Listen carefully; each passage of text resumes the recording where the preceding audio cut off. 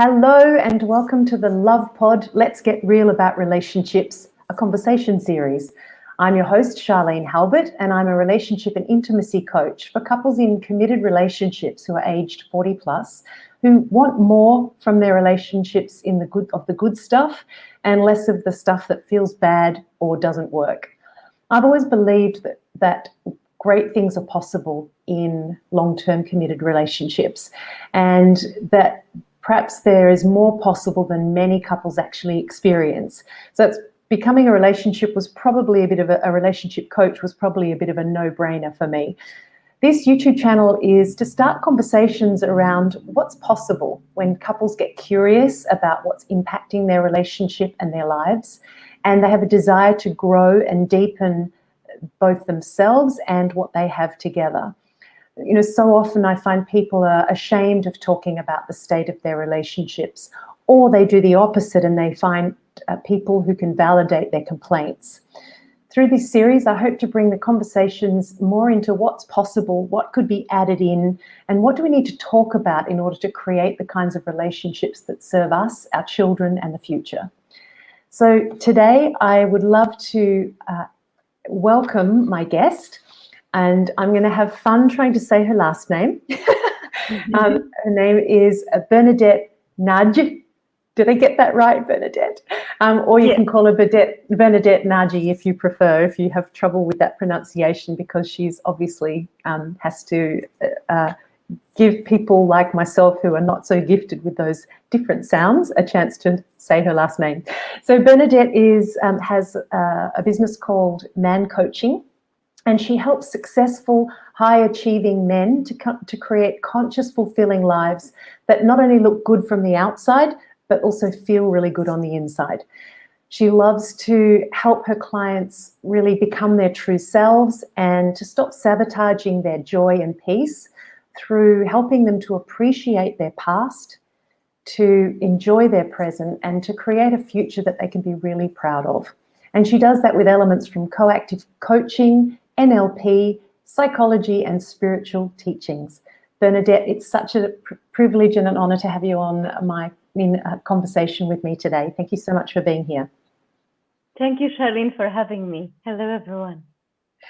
So I'd love for you to start, just if you could, just tell us a bit about how did you become a life coach? And I'd love to know, as I'm sure some of the listeners would also, how you ended up working with men. I do know from a conversation we've had previously that when you started out, that was not your intention necessarily, but you kind of discovered the passion for this along the way. And then perhaps to tell us a little bit about what is it about you or your past or your journey in life that really makes you the perfect person to be doing what you do. All right, so I will start at the beginning. I have been always interested in psychology and to find out what makes people happy or why I'm meeting so many people who created a life which looks good, but they feel miserable. I wanted to find out what is behind all of that and how I could create a life which is happy and joyful. And first of all, I started to follow my heart. I thought, okay, that's it. So that made me change a lot of things in my life. I changed countries, jobs, relationships, and I thought if I follow my heart and if I fall in love with things or cities or people or career options, then I will be happy.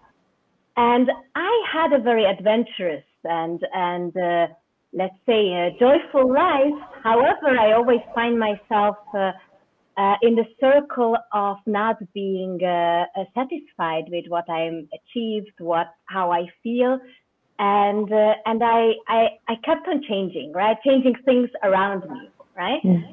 And then in my 30s, I came to that point where I recognized that pattern, that something is not working well. I'm still not there where I want to be. And then I took 6 months off. I moved to Barcelona and I started to work with a coach. And I wanted to see options how to, or practices, try new practices, how to be happier, how to enjoy my life more, how to create my life better. And through my life coaching experience, I found out, oh, that's something I'm really interested in and I would like to have as a profession, as that has been the driver of my life for myself so far. So I could help people to create their own path as well through life coaching. And so I spent the last 10 years of my life creating new experiences for myself and for others in the self-development field, psychology and spiritual path. That's answering your third question. Sorry, she never do double-barreled questions for people. It's not very fair, is it? Sorry. No worries. I'm combining it somehow. And why man? You said it very well that it was not my intention to focus only on men. Actually, I never wanted to have a niche. I was really rejecting this idea that I have to focus on a group of people. However, I find myself in having this mission that to help men to get out of this superhero archetype and to free them from all of the expectations society put on them. And I found this out through my deep conversations in my private life and also with my male clients. And then I also find out that there is not enough help there or options there for men to talk to someone, to get the right support. So that's all in was like a win-win-win for me. That's beautiful. Tell me, I'd love to know a little bit about what do you, in the work that you've been doing. Oh, actually, I do want to go back to something you said, and so I don't want to forget, because there are possibly people who don't are not familiar with archetypes, and I know it's something that I work with as well. Can you tell a little bit about that? You said the superhero archetype. Could you break that down for people who are listening to understand what that means and how that impacts men in their lives in general? Of course. So society educated and families traditionally educated men to embody this strong, powerful superhero. That means that men were taught not to show their emotions, their weaknesses, not to talk about their challenges, not to really connect to their feelings and express their feelings, not to cry, and always show that they are strong and they can do everything by themselves. And they needed to be for so long to be the provider for the family, having that burden, having that thing to carry alone. And also to achieve and to have all these status symbols to be validated by society and by women as well. And I wanted to really break that through and free men from that image, and also to raise awareness in society about that, how unhealthy this is, not only for men, but for all the relationships and the whole society. What we are creating with that base. Yeah, I love that you talk about that, because I know, I'm from Australia, and I know in Australia, suicide rates amongst men is one of the highest killers. And I heard somewhere that between the ages of, I think it's 18 and 30, suicides for men is extremely high. And then again from 55 to 65, something like that. So there's kind of two brackets of that time. And Australia is very much a society where what you're describing, that superhero, we perhaps have it in a slightly different way. It's kind of you've got to be chilled and relaxed and just go with the flow. But not showing emotions and not talking about those things is really very embedded in the culture, as I know it is in many others. So it's a beautiful thing. I was wondering, do you think that not showing emotions and that needing to provide has a sort of a biological basis? Because I was thinking, I guess, biologically speaking, if we go back, being strong was a matter of survival in a way. How do you think that's changed? That why is it different now that's not necessary, or why that's changed? Because the circumstances changed, right? Now we especially in let's say in Europe, it's we don't have to fight normally against nature anymore as men. They don't have to hunt for food. We are there as women as well, doing the same, working together to have the basic needs met, right? As a family, as a couple, as a society. So they don't need anymore to pretend they are strong because they are not in the danger anymore. They feel still in danger, right? Because they have been educated and shown that that's not all right. But today that's not. It's quite the opposite, right? Vulnerability is something what makes men stronger. Right. Yeah, and I love that, Bernadette. I was just thinking, I often use that image of a tree. The reason that trees can withstand strong winds is because they're flexible. They've got roots in the ground, but they're flexible, and really, having that access to vulnerability and emotional aspect is kind of that thing that keeps us strong in a way. Yeah. It's and beautiful. Resilient. And resilient, exactly. I wonder, so this superhero archetype then for you is one of the most challenging things for men. Are there any other things that you think are particularly big challenges for men in terms of having fulfilling lives and being able to access those other parts of themselves other than just that archetype of the superhero? I would say everything is connected. The biggest block, I think, is being disconnected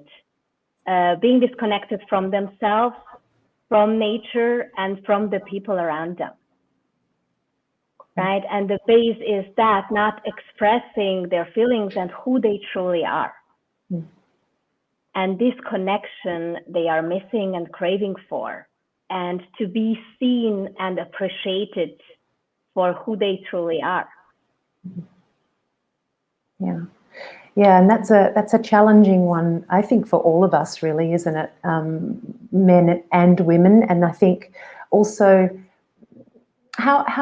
what sort of role do you think this the labels that we have for, I guess there's kind of, men are like this, women are like this.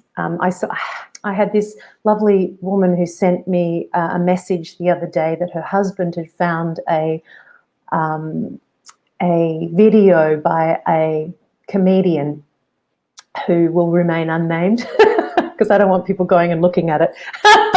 But it was basically, a comical video about women. You can never please them. They're never happy, etc., like that. That we have this kind of, this is the way that women are. But women also have that about men. And I just wonder how much of what men are experiencing in their challenges comes from the definition that women place on men and what that expectation is. I think there is still a lot of men thinking and women confirming that they still need to be, let's say, strong and providing and the provider of the family and be a high achiever. But in the same time, there are more and more women wanting them also to be connected to them and to be intimate and to be caring and kind and loving. right? And that makes man's life even more difficult because they are confused about, okay, who and how shall I be to please women? And because men's main thing is to please women, right? Yeah. They want to be liked, they want to be appreciated by women. And they are confused because they want to please, because they want to understand women. And I always say, no, you don't need to understand women. That's not your task. Your task is to be your true self and be connected to yourself and to your heart and act from there, while setting boundaries also to women, right? So so it's not about what women want, because women also often don't know what they want, because Very having this, right, this picture of, oh, he should be strong, but he should be loving, but he shouldn't show me negative feelings. Well, this doesn't go together. That's my personal experience. I have been there, requiring this from men, not to cry, not to show me the negative emotions, but be romantic and joyful and kind. And then I realized that this combination, I mean, it has to come together. We cannot separate these two things. Right. And that there's you know, the thing about a man being your rock, you know, the rock in the relationship, and finding that strength in themselves is part of that. You know, what you were saying about, you know, discovering who you truly are, and what that looks like includes all aspects of ourselves. And I think it's the same for women, you know, discovering our strengths, discovering where we need support and how to ask for what's needed, and for men to do the same, because often we're not open to, number one, even being clear about what it is that we're asking for, and second of all, not knowing how to give it. And I love what you said about men really just want their partners to be happy, and when they can't make their partner happy, then they just shut down because it's important and it's necessary. Would you agree that that's something that you have found, or is there something different to that you have experienced? Yes, the number one thing what men want is having a fulfilling relationship. Yeah, and the romantic relationship is super important. I would say it's the number one relationship. And therefore they would do everything to please their women, but that's also very often the problem, that they do everything and they leave themselves out of the relationship, and they're putting everyone first or before them, so they are unsatisfied inside, and that brings the resistance in the relationship, right, as well. So they cannot be at that state where they want to be. They cannot connect to their partners if they are themselves are the last one in the row, and they are not providing themselves what they need, or they don't ask their partners to help them, to support them in fulfilling their own needs. I just love this. I love this, Bernadett, because this is exactly what women express. So women feel exactly the same, but it just looks different, you know. And this is the thing that what you're describing is so beautiful and so true, and it's so true of women as well, who put themselves last, who feel they're doing everything. Often women come to me saying things like, I do everything. I'm the one that takes care of everything. My partner doesn't, support me, doesn't do, the reality is that both parties experience the same thing, but it looks different. And, my whole thing in the way that I work is about helping people see the other person's perspective as well, because sometimes you're fighting for the same thing and you don't even know it. And That's true.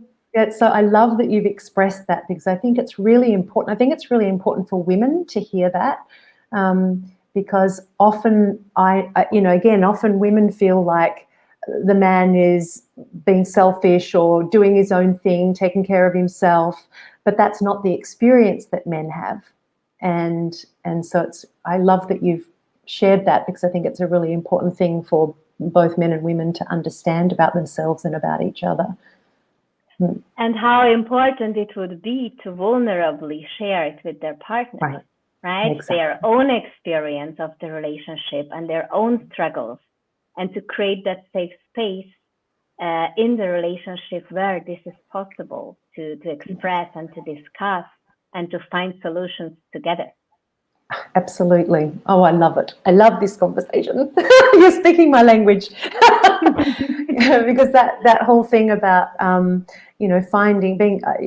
this has been coming up a lot in conversations that I've been having with people about, being solution focused. It's hard to be solution focused when you're in the fight and flight or freeze response. This idea that, if I am making fun of my partner or criticizing my partner or even just poking at stuff, even sometimes in fun when there's not a the kind of approval of the other person to make fun of that thing, it puts us in flight and fight mode and freeze mode. And so when that happens, the cerebral cortex switches off. So there's no problem solving, there's no ability to be creative or try and solve kind of our own internal issues, let alone the ones that are happening in our relationship.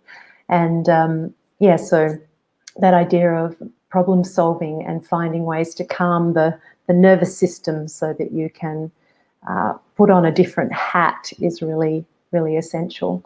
And, while men are struggling with all of those issues, it feels to me like that's one of the things that makes it difficult for them to then be able to look for, okay, how can I listen differently, or how can I show up in a way that is real for me if you're in constant fight and flight mode. Yeah, indeed. To learn also to reconnect to their wise adult self.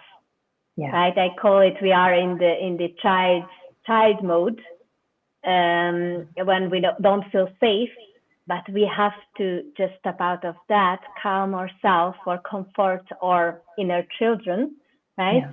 And then come back to the conversation and connect to our partners from that wise adult self. Yeah, that's so beautiful. Yeah, absolutely.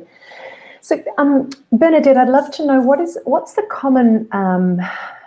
common trigger or kind of realization that men have that have them come to you, like to suddenly, because I had somebody sharing with me about his partner who there was a lot of trust issues were broken in the relationship, and she was unwilling to, or was unable, I should say, because it's not an unwillingness. Most of us are not unwilling. It's just we don't have the clarity to let go of something that happened in the past, and just constantly lives in attacking. And when he's trying to change, her comments are things like, or have been, because I'm only working with the male partner, and her comment is, well, if I hadn't have done what I did, you wouldn't have changed, like it was a bad thing.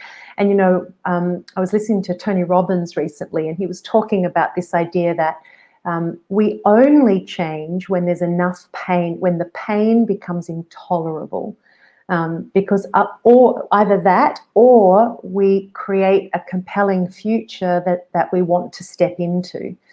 And I just wonder, what are the common things? Are there any common things that happen for men that have them go, this has got to end, something's got to shift, and they seek you out?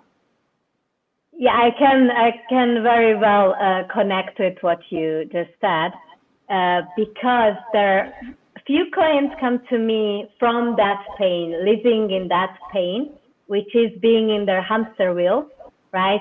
Being in a job they don't like, overworking, not having time for themselves, being exhausted, not having the relationships they want, feeling lonely.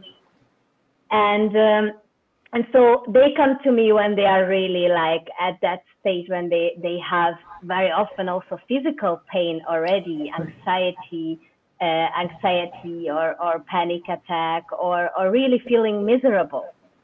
And I wish they would have come much earlier, because they keep on being in that hamster wheel for years and years and they could have get out of that stuckness already before.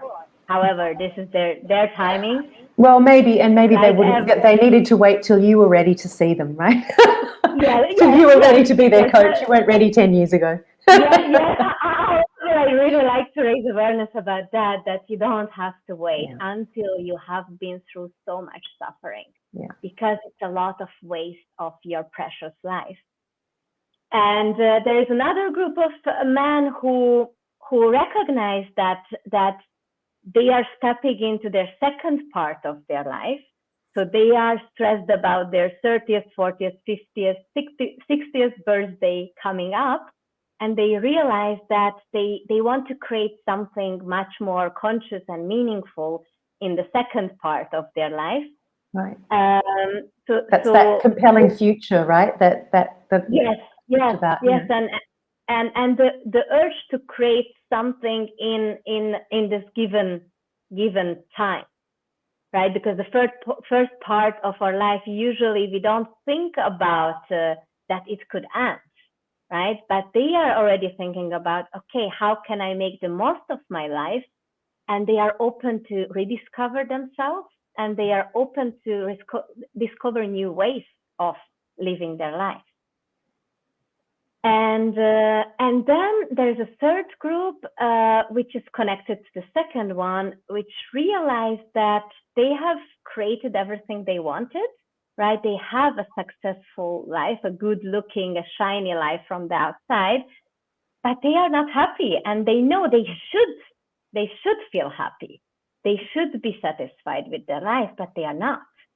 And they come to me to find out why and how to feel good with what they have created, and how to keep on having the drive and the joy for continuing to life and to create new things, and to find their purpose. Because that's after they have everything they used to have on their checklist, and what society told them to achieve, now they want to do something bigger, something which is more connected to them, and which is giving back to society, which is making the world a better place.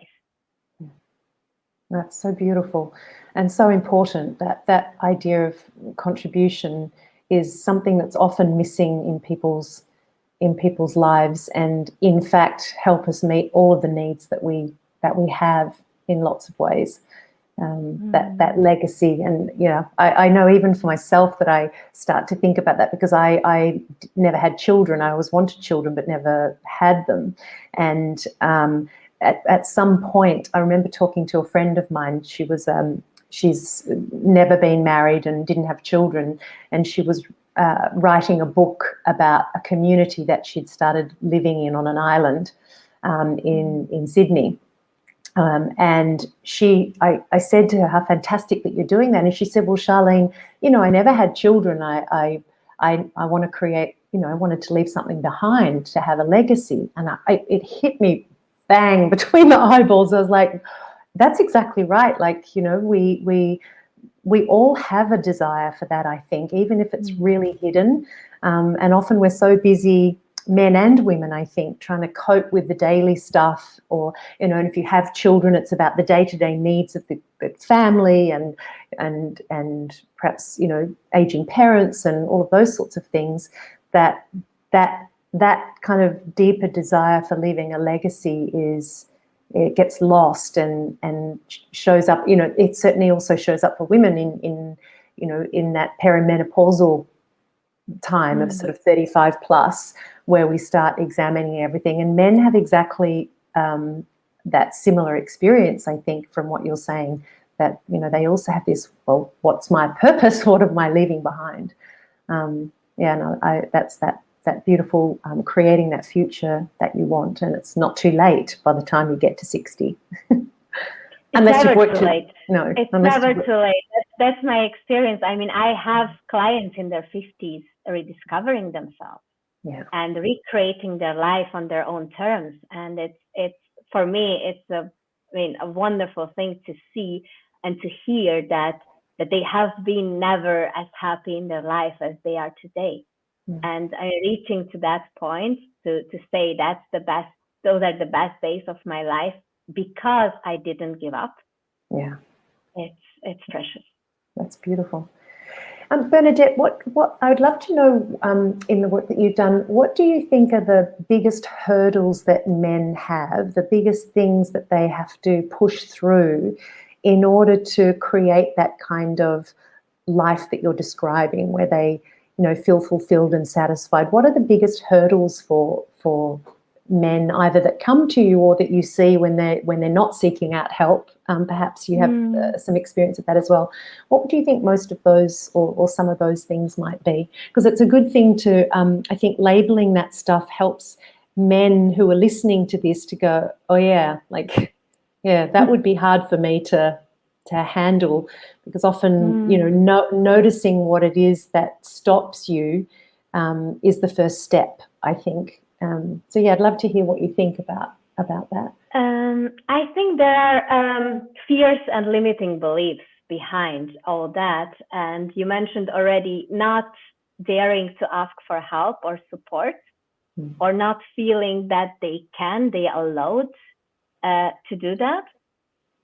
Then believing that, or not believing that they are good enough to create that life that they want, or that that this is possible to change their life. Or sometimes they are afraid that they will be judged by society, by family, by friends for making changes.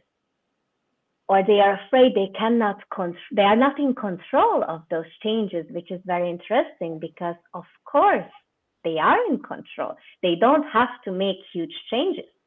They have to just, especially that's how I work with my clients, just seeing step by step and testing the changes they need to make to feel better, to create the life they want. It's sometimes they are only little things.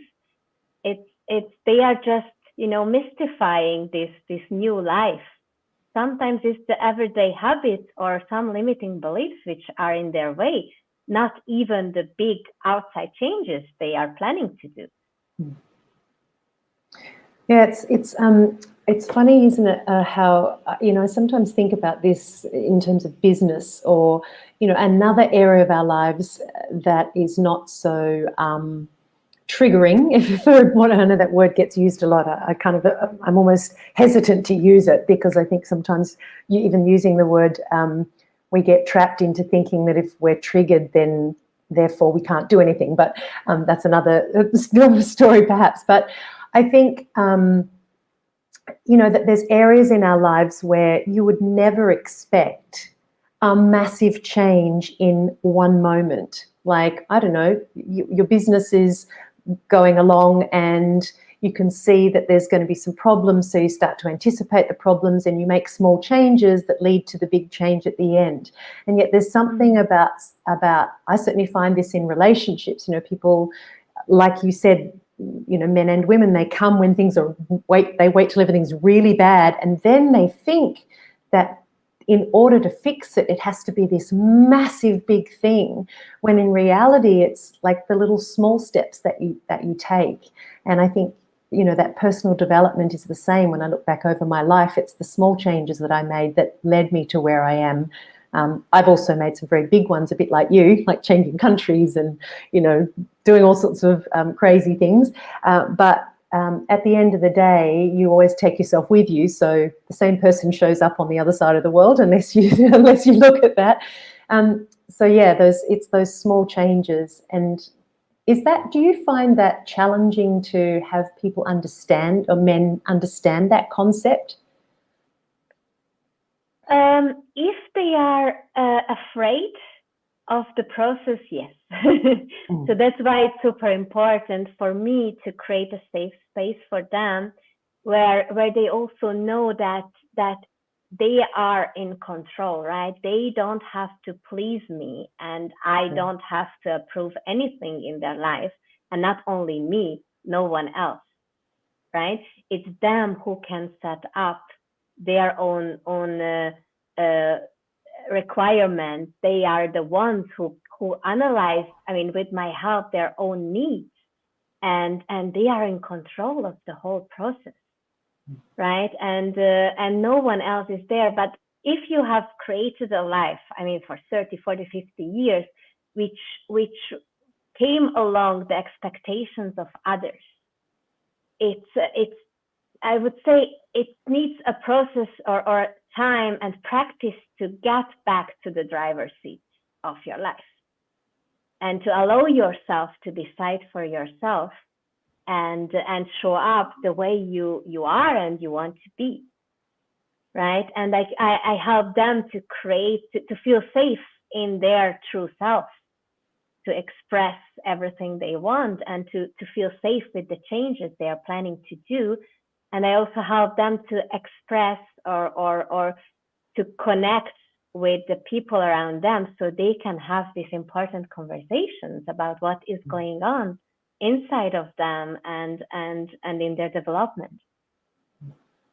That's beautiful. And I know that you work with men in groups, so I imagine that, I've seen it for myself, because I had the opportunity to spend some time with some of the men in your world, and that beautiful community that you're creating so that men can share with each other and feel safe to do that. It's really beautiful what you've created for the men that come into your world. Thank you, Sharlene. I think it's very important. One thing is important for men to experience, to have a healthy relationship with another woman, with a woman, right? To have experienced that relationship where there is a safe space and they can be vulnerable and open, and they are still not judged, plus appreciated for who they are. But at the same time, it's very important to also to have relationships with men and with a group of men where they show to each other that this is possible. It is still possible to be vulnerable and appreciated by other men and supported by other men as well, because that brotherhood got also lost. Yes. In society, unfortunately, and I think both is equally important. Men's relationship with themselves, with women and men at the same time. We shouldn't neglect any of those. No, absolutely not. And there's some beautiful work being done, like in men's groups. I know my father's actually part of a men's group. He's 88. Oh, wonderful. And there's a movement in Australia. They call it the Men's Shed. Actually, I don't think he's part of that one. I think there's a separate one, but they get together every week. And, when my father had both of his hips replaced, it was the men of his men's group that were bringing him food, helping him out around the property that he was living on at the time, and, chopping down a tree that needed to be cut into wood. It was really, really beautiful. And they do all sorts of stuff. They do, the Men's Shed, I know, does men's stuff together. So they do, like, they make stuff, and they, do things that they all enjoy, that they have in common, building skills, but using that to build their relationships. And I know, in my dad's men's group, they talk about their feelings. It's all about learning to listen to each other, not give advice, and just kind of be there, which is something that I think women traditionally do very well. Although some of those groups, I think, sometimes become a place for us to bash men, or look for support for things that we're doing that might not be working so well. I think that sometimes happens as well. But it's so essential for women to get together, and all the beautiful women's circles that happen. And I love that men have that as well, because I think traditionally they did. They went hunting together. That there was all that sort of the stages of life where a boy gets mentored into manhood, and there's rites of passage and all those things that we've lost over the years. Yes, and men still come together, right, for having drinks, for watching football, to do sports together. But the question is, do they also talk about real stuff, right? Because very often those conversations stay on the surface. Yes. And that's and when men join men's groups, they realize, wow, it could be totally different, and it's so beautiful to go deeper, to be more connected, and to also share stories and recognize that they are not alone with their stories, with their insecurities, with their challenges, that they belong and they don't have to do things alone by themselves. Right, so that's also important to differentiate, to just meet men for fun, or to meet men for fun, other men for fun, but also connect at the different level of seeing the topics, the different topics, and the level of intimacy and depth. Yeah, it's beautiful. Well, both things are necessary, right? I mean, we don't want a life that's all about deep and heavy. That's actually what happens in lots of relationships. I find it gets so deep they forget to have fun and bring in some playfulness. But only living a life of playfulness and fun over top doesn't allow for a lot of growth or real, as you said, real connection, and really experiencing what it is to be a human being and understanding what makes us happy, and looking at some of those limiting beliefs and things that get in the way of us experiencing life in a way that's possible. So, yeah. What do you think? Well, I'd love to hear some of the stories that have inspired you with some of your clients. It'd be great for people watching to kind of be able to connect with, with what happens when you can start to really experience yourself in your true nature and who you really are, and touch on some of those things that are important. Do you have any stories that you could share about clients and things that happen? I can share some bits and pieces. For me, it's very inspirational when someone dares to look into the mirror. So inspiration starts there for me, when they are taking the courage to see reality, right? Because that's the first step. When we want to create something better or grow, to know, okay, where are we today? So that's the first thing, which is for me amazing, how courageous those men are. And then they come to me also to break through their deepest fears, right? The fears of rejection. And I have many stories about that, how they came over their fears of being rejected by women, for example, from discovering how to change from being a people pleaser to know what they want as a man, and create and stop dating women which are not good for them. Stop dating women which are avoidance, which don't treat them well, and start to attract those women in their life who are open to have real intimacy and healthy relationships. So to see them in that process, for me, is very inspiring. And the other example is I have very many artists in my groups who are creating for themselves. And to do that step from creating for yourself and hiding to open up and share your gifts with the world, or launching their businesses, which are based on purpose, and not only to achieve and to make money, but give something better to the world. And to launch businesses, it's another inspiration for me. Or to leave their jobs, their high level jobs, where they feel like it's a status, they have a status, and to go through that process where they are super scared of what society will tell about them or their stuff, and to go from being a workaholic at a high level job to do their own business, or became a freelancer, and to have a 2-3 days per week profession, which they enjoy every day, and have that time for joyful activities. So that lifestyle change, for me, it's also super inspiring. or creating another level of relationship in a 30 years of marriage, to recreate that commitment to each other and start to build or live a marriage or relationship from their authentic self, and allowing each other to have freedom and joy in their lives, and to co-create that relationship based on their own terms, and not how it used to be and how it traditionally is required. Right? So there are so many different inspirations and changes man goes through while working with me. But for me, there is no difference. All is about really being courageous and doing their best to be in a state of fulfillment, and therefore to be better human beings. Yeah, because ultimately being a better human being is the part that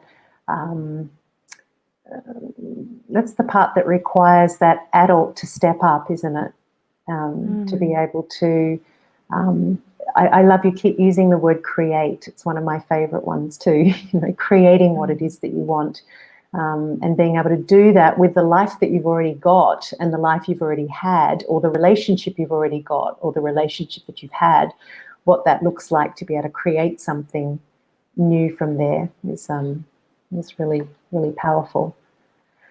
Yes, so you have the choice, right, to stay and create in these circumstances, or to change. You have That's the right. choice. Yes. Right? That's very important. Absolutely. And we often, I think all of us, we kind of all get stuck in various areas of our life in that same way, right? That we feel that we don't, often the choices, if we were to take responsibility for choosing, sometimes there are things that you don't always like the outcomes of the choices that you've got, but you always have a choice. It's that thing that you hear. But so often the making a choice, even if you end up making one that didn't work out, it was not the right one, is way better than staying stuck in something that you feel not that you feel wasn't your choice. There's something Indeed, about and we need to go also through those decisions which we momentarily regret, right? Because we need to experience those difficulties and down periods as well. That's my lesson learned in the past years from my clients as well. That no matter how successful, intelligent, amazing you are, you will always have down periods in your life, and those are there for you to grow. You cannot grow when everything is okay and happy. You need those periods when you struggle a bit to get through and to see where you have to grow and what you have to learn still in your life. And I see life as a learning journey. Yeah, and the power that there is in how you view those challenges as well. Like most of us view a challenge as awful, difficult, but what you're saying is that when you can see those things as a challenge, it also changes the way you relate to yourself and what's in your life as well. Yeah. It's beautiful. And you can have more energy, right? If you create a mindset where you see life as a learning path, as a journey, as a journey with challenges which we are here to just solve and process and grow through, then we have the energy to do that. We are in a totally different state. Definitely. Yes. It's really, really powerful work that you're doing. Tell me, if there was one wish that you had for men in their lives, what would it be? Oh, only one? All right. You can have 2 or 3 if you want. That's difficult. That's really difficult. But okay, you can have 2 or 3, Bernadett. It's fine. Thank you. I would start with feeling good enough, just the way they are. that's one thing. The other thing is that that they are allowed, that they feel that they are also worthy and allowed to create their life on their own terms, and that they can ask for help. That they feel and they know that they can ask for help without feeling bad about it. It's beautiful. Because we are there for them. I mean, everyone is there for them to create a better and more loving and more connected society. Yeah, that's beautiful. Well, that was 3 wishes, which is perfect because that's what the genie gives. So you got your 3 wishes.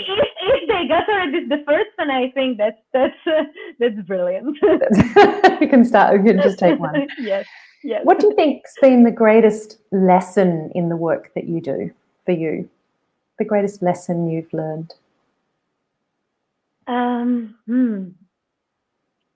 That things are not the way we see them.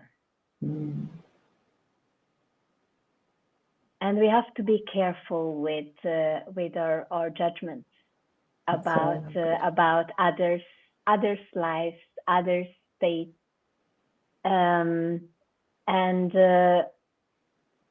also about our own life, for whom we are creating our life, right? To be careful about who we are considering when we are taking our decisions.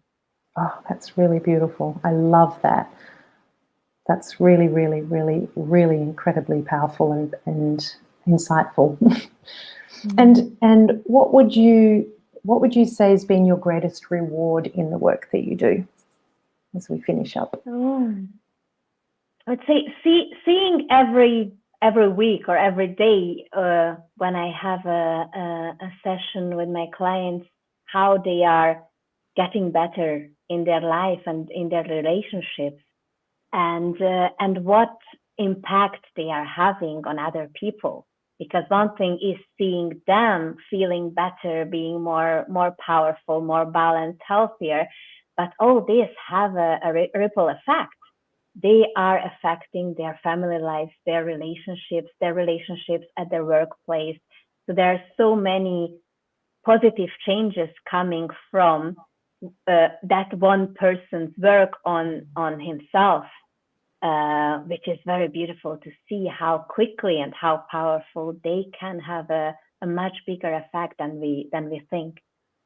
And that's that shifting from getting your value from those shiny external objects to getting your value for what you contribute and what shifts you make around you in a way. Yeah. Indeed. Bernadett, thank you so much for being here today. I really, really appreciate it. This has been an amazing and very, very rich conversation, and I really want to thank you for the work that you're doing. It's just, I know it's kind of fairly new in a way for men to be having the opportunity to really start to dive into this area and to start to build more fulfilling lives and getting in touch with who they really are. And I think we're just still scratching the surface of that. And I think what you've brought to the conversation has been incredibly enriching, and I think super important for women to hear, because you know what you were talking about, the perspective as well. So not only for men to hear it so that they can start to re-examine and have those lives that they want, but also for women to hear that different perspective that sometimes is missing in the way that they view their partners and their fathers and brothers and sons, etc. So thank you for doing what you're doing and for being here today. I really appreciate it. Thank you, Sharlene. It's my pleasure to be in contact with you and to share our gifts together. Yes, I love that too. And Bernadett, what I'll do is I'll put your details below, so anyone who wants to contact Bernadett to participate in the beautiful work that she's doing to change the world, because fundamentally we change the world with every single interaction that we have, with every small change that we make. And I truly believe that. And so if you have any interest in having a life that's more fulfilling, and more satisfying, then you'll be able to get in contact with Bernadett by clicking on the links below. Thank you. Take care and live in love, everybody. Bye.